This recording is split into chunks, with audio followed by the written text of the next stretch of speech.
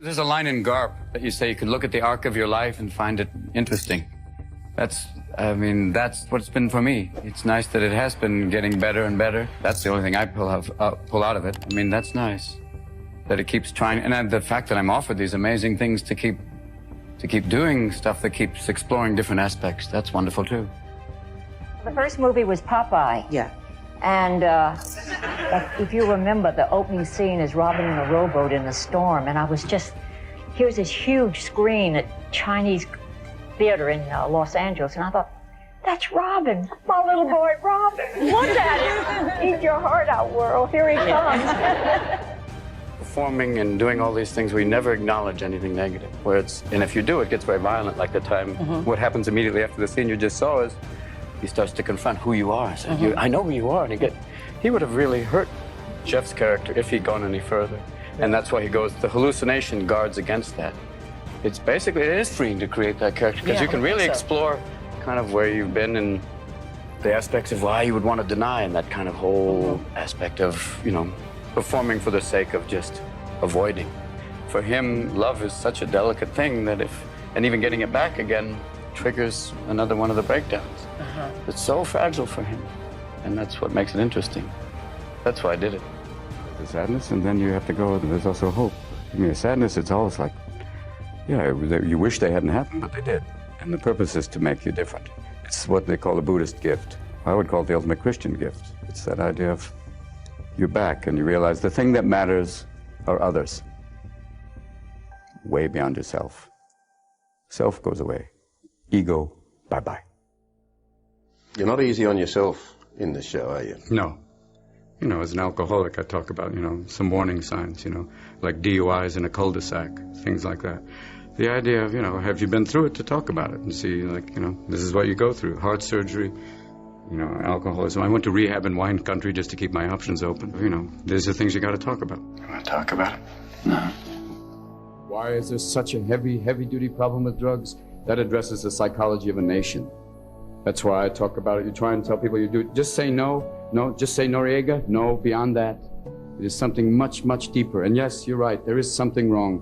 But people are slowly waking up. The time is over for just sitting going, it'll be taken care of. And I try to address it using the only weapon I have, comedy. And that's all we do. And I hope people wake up. And they are. We ask for your help, and we'll try and help them this end. And we'll meet. And there will be a kinder, gentler nation one day. Thank you. We all have a great need for acceptance. But you must trust that your beliefs are unique, your own, even though others may think them odd or unpopular, even though the herd may go, that's bad.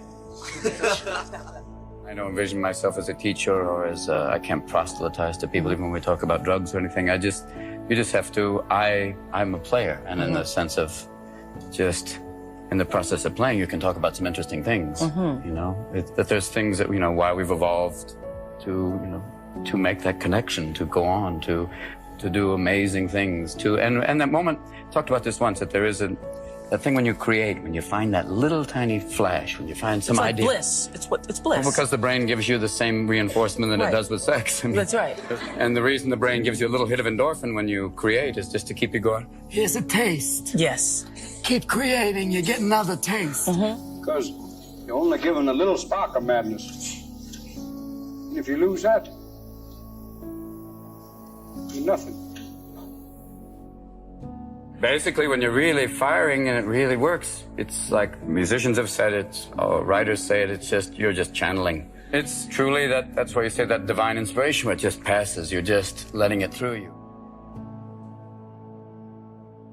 Just wanted to ask Robin real quick about what's his favorite type of movie in terms of ones that make social impacts or ones that are fun, loving, like Aladdin, for example.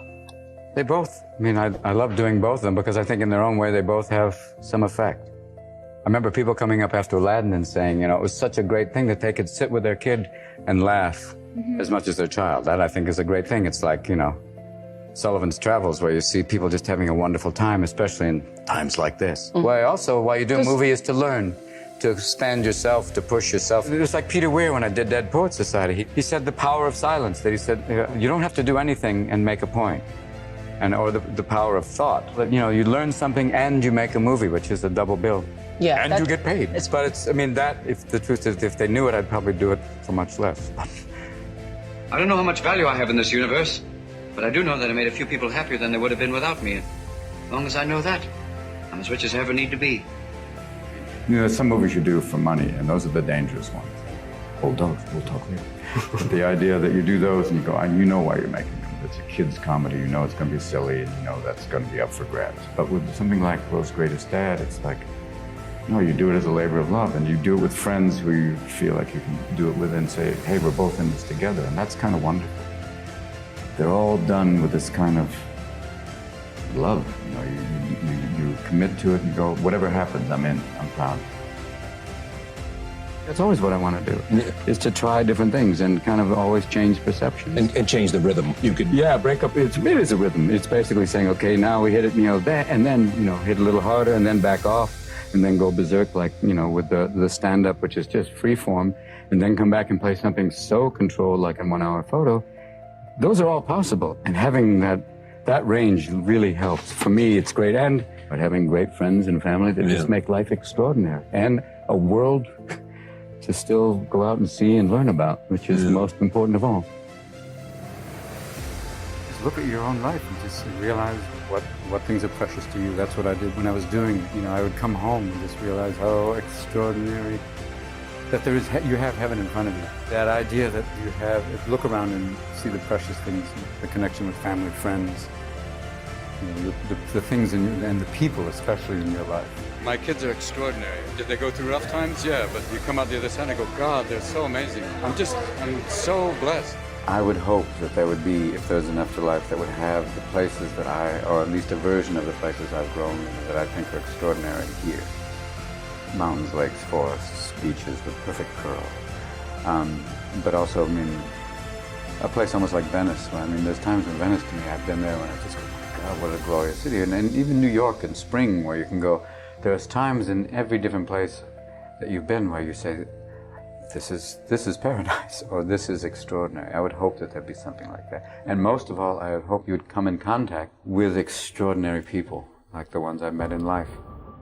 The powerful play goes on, and you may contribute a verse. What will your verse be?